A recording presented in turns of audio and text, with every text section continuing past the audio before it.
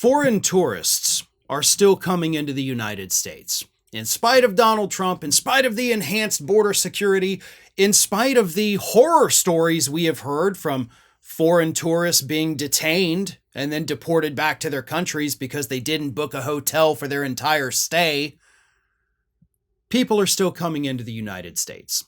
However, it is far less than what we have seen since COVID, when travel returned to normal.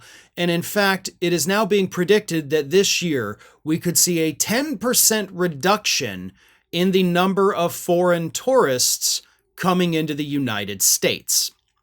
And you may not think that's a big deal, right? Okay, 10%, whoa, big whoop. What is that going to do?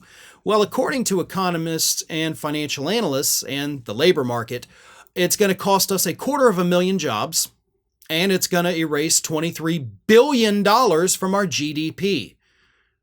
We have already seen this year a massive reduction in the number of people from foreign countries willing to come into the United States. And yes, it is all because of Donald Trump.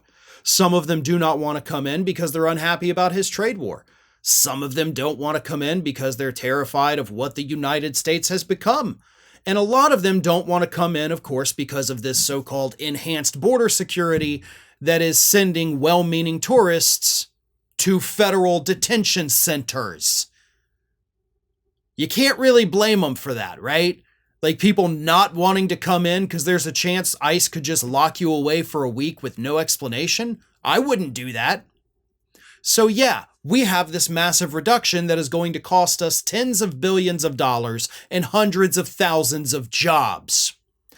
And if you don't think this is having an impact, let me give you a quick example of what's happening in two separate areas of the United States that are typically hotbeds for foreign tourists.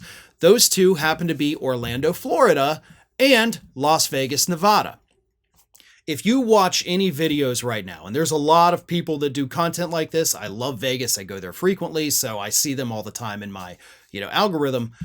They will show you videos of the Strip being empty. These massive, Las Vegas casino resorts that are typically teeming with life on a Friday night, they're not even at a quarter of capacity.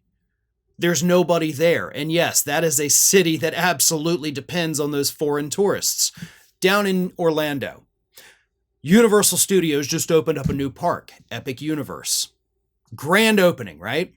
May 22nd. I check my app because I go to the parks frequently as well. And the wait times at this new park, with the exception of one Harry Potter ride, because you still have those Harry Potter grown-ups, 15 minutes. For a brand new theme park, in the theme park capital of the world, 15 minutes for a brand new ride that you guys have been hyping for over a year?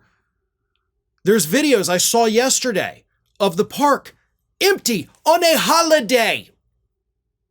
There's no crowds, there's no lines at almost everything again, except for the one Harry Potter ride. It's crazy. And it's because we're losing the tourism.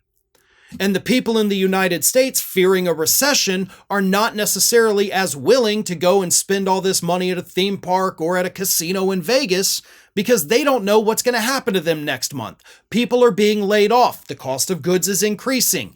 And all of that causes these ripple effects through these economies that starve us of much needed tourism dollars. Here in my state of Florida, the number one industry is tourism. And we're going to lose a lot of the jobs that are projected to be lost. Let me read you this from Fortune. A 10% drop in international tourism this year could cost America $23 billion in gross domestic product and the equivalent of roughly 230,000 jobs. Dining and lodging would be hit the hardest, forfeiting over 50,000 jobs and just under 45,000 jobs respectively. Entertainment is next on the list with an estimated 25,000 jobs lost, followed by retail industries, including gas stations, at 19,500 jobs. Lost labor income comes out to just over $13 billion, including wages, salaries, and earnings by proprietors. And then an extra $10 billion on the immediate ripple effect of all that. This is killing us. And by this, I mean Trump. If he were not the president of the United States right now, we would not be seeing this drop in international tourism. people wouldn't be fearing a recession. We had pulled away from recession fears during the Biden years, and it was tough to do that. But they made the smart decisions that prevented that recession from happening, that got rid of the economic anxiety. Except enough people didn't feel relief, so they switched back to Trump, and he immediately tanked the economy in less than 4 months. So now we're right back there. But in addition to tanking our own economy, he has made the rest of the world hate us to the point where they don't even want to come over here anymore. And again, you may not think that's a big deal, but those in the service industry, those in the tourism industry, those who just happen to have a business in these cities, they care about it, and they're going to be the hardest hit first. Eventually, those ripple effects will travel beyond those communities, but the immediate impact will be felt by all of those business owners in these areas. Thanks for watching today, everybody. And don't forget, if you're not already, please do subscribe to this channel. We have fresh content going up every single day, and I would really hate for you to miss out on that. And speaking of missing out, if you're not following me across all other social media outlets, then get on it. You can follow the links in the description of this video.